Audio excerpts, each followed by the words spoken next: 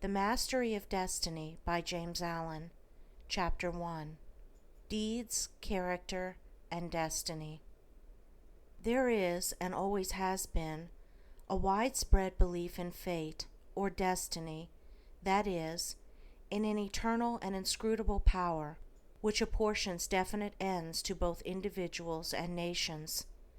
This belief has arisen from long observation of the facts of life. Men are conscious that there are certain occurrences which they cannot control, and are powerless to avert. Birth and death, for instance, are inevitable, and many of the incidents of life appear equally inevitable. Men strain every nerve for the attainment of certain ends, and gradually they become conscious of a power which seems to be not of themselves, which frustrates their puny efforts, and laughs, as it were, at their fruitless striving and struggle.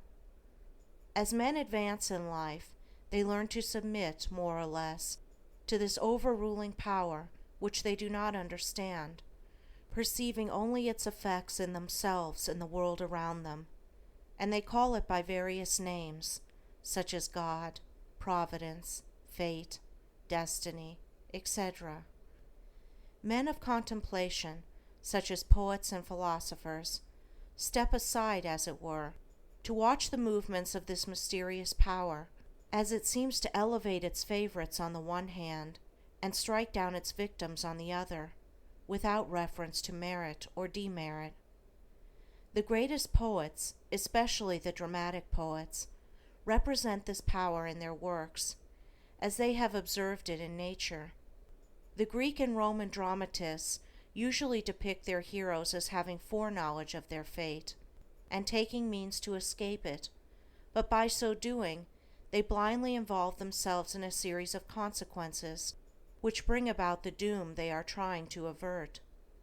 Shakespeare's characters, on the other hand, are represented, as in nature, with no foreknowledge, except in the form of presentiment, of their particular destiny. Thus, according to the poets, whether the man knows his fate or not, he cannot avert it, and every conscious or unconscious act of his is a step towards it. Omar Khayyam's moving finger is a vivid expression of this idea of fate. The moving finger writes, and having writ, moves on, nor all thy piety nor wit shall lure it back to cancel half a line, nor all thy tears wash out a word of it. Thus men in all nations and times have experienced in their lives the action of this invincible power or law, and in our nation today this experience has been crystallized in the terse proverb, "Man proposes, God disposes." But contradictory as it may appear, there is an equally widespread belief in man's responsibility as a free agent. All moral teaching is an affirmation of man's freedom to choose his course and mold his destiny, and man's patient and untiring efforts in achieving his ends are declarations of consciousness of freedom and power. This dual experience of fate on the one hand and freedom on the other has given rise to the interminable controversy between the believers in fatalism and the upholders of free will, a controversy which was recently revived under the term determinism versus free will. Between apparently conflicting extremes, there is always a middle way of balance, justice, or compensation, which, while it includes both extremes, cannot be said to be either one or the other, and brings both into harmony, and this middle way is the point of contact between two extremes. Truth cannot be a partisan, but by its nature is the reconciler of extremes, and so in the matter which we are considering, there is a golden mean which brings fate and free will into close relationship, wherein, indeed, it is seen that these two indisputable facts in human life, for such they are but two aspects of one central law, one unifying and all-embracing principle, namely, the law of causation in its moral aspect. Moral causation necessitates both fate and free will, both individual responsibility and individual predestination, for the law of causes must also be the law of effects, and cause and effect must always be equal. The train of causation, both in matter and mind, must be eternally balanced, therefore eternally just, eternally perfect. Thus every effect may be said to be a thing preordained, but the predetermining power is a cause, and not the fiat of an arbitrary will. Man finds himself involved in the train of causation. His life is made up of causes and effects. It is both a sowing and a reaping. Each act of his is a cause, which must be balanced by its effects. He chooses the cause, this is free will. He cannot choose, alter, or avert the effect, this is fate.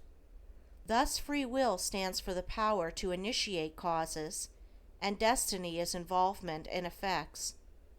It is therefore true that man is predestined to certain ends, but he himself has, though he knows it not, issued the mandate, that good or evil thing from which there is no escape, he has, by his own deeds, brought about. It may here be urged that man is not responsible for his deeds, that these are the effects of his character, and that he is not responsible for the character, good or bad, which was given him at his birth. If character was given him at birth, this would be true, and there would then be no moral law, and no need for moral teaching. But characters are not given ready-made, they are evolved. They are indeed effects, the products of the moral law itself, that is, the products of deeds. Character result of an accumulation of deeds which have piled up, so to speak, by the individual during his life. Man is the doer of his own deeds. As such, he is the maker of his own character. And as the doer of his deeds, and the maker of his character, he is the molder and shaper of his destiny.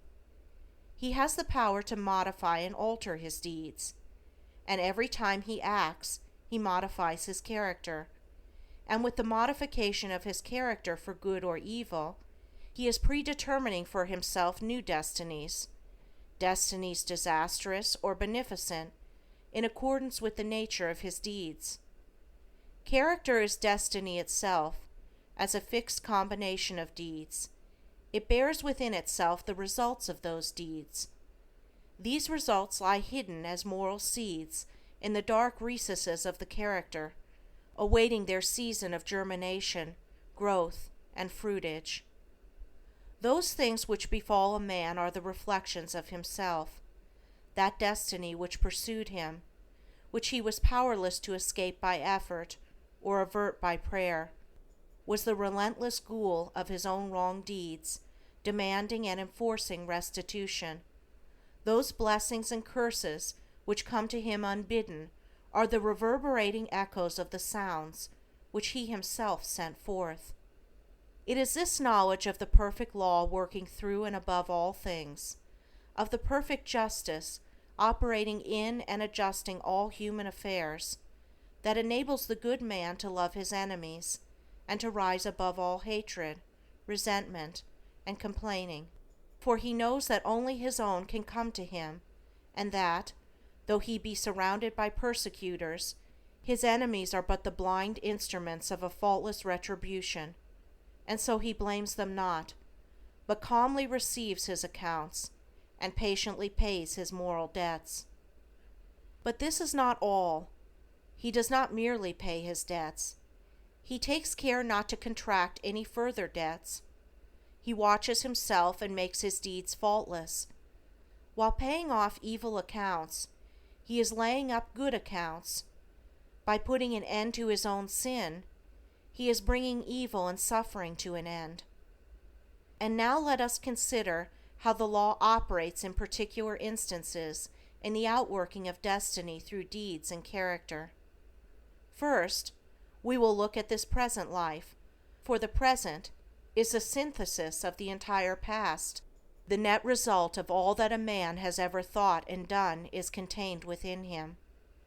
It is noticeable that sometimes the good man fails and the unscrupulous man prospers, a fact which seems to put all moral maxims as to the good results of righteousness out of account, and because of this, many people deny the operation of any just law in human life, and even declare that it is chiefly the unjust that prosper.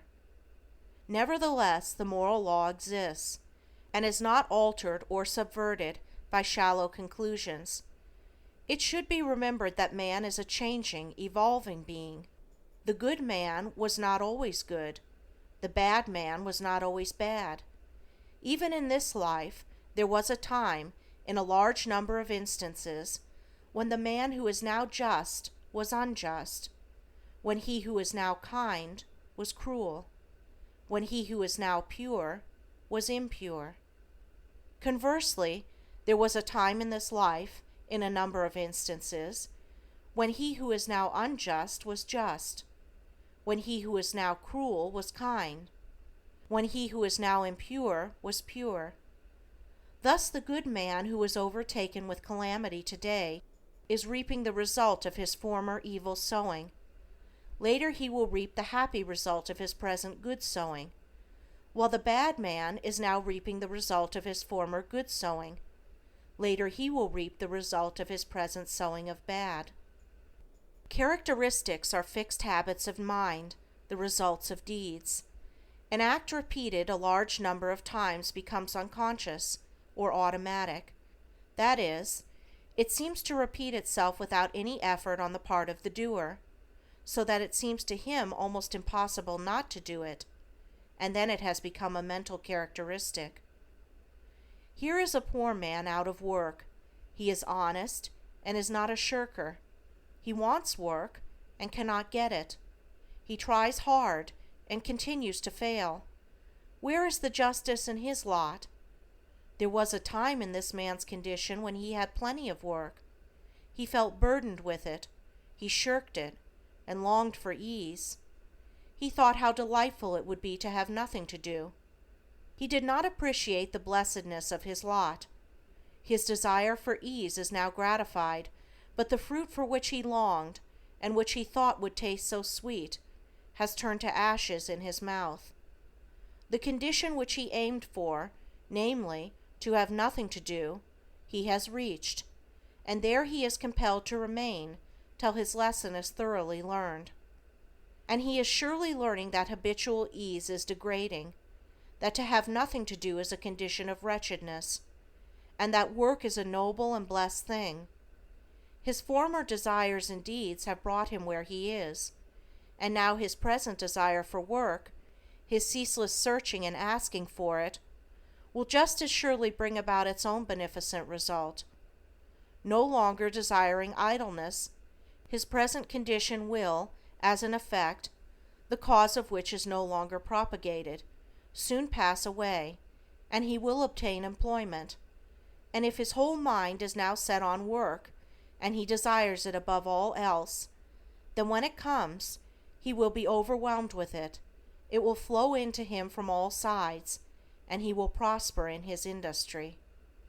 Then, if he does not understand the law of cause and effect in human life, he will wonder why work comes to him apparently unsought, while others who seek it strenuously fail to obtain it. Nothing comes unbidden. Where the shadow is, there also is the substance. That which comes to the individual is the product of his own deeds. As cheerful industry leads to greater industry and increasing prosperity, and labor shirked or undertaken discontentedly leads to a lesser degree of labor and decreasing prosperity, so with all the varied conditions of life as we see them. They are the destinies wrought by the thoughts and deeds of each particular individual. So also with the vast variety of characters. They are the ripening and ripened fruit of the sowing of deeds. As the individual reaps what he sows, so the nation, being a community of individuals, reaps also what it sows. Nations become great when their leaders are just men. They fall and fade when their just men pass away. Those who are in power set an example, good or bad, for the entire nation. Great will be the peace and prosperity of a nation when there shall arise within it a line of statesmen who, having first established themselves in a lofty integrity of character, shall direct the energies of the nation toward the culture of virtue and development of character, knowing that only through personal industry, integrity, and nobility can national prosperity proceed. Still, above all, is the great law, calmly and with infallible justice, meting out to mortals their fleeting destinies, tear-stained or smiling, the fabric of their hands. Life is a great school for the development of character, and all, through strife and struggle, vice and virtue, success and failure, are slowly but surely learning the lessons of wisdom. End of chapter 1. Recording by Andrea Fiore.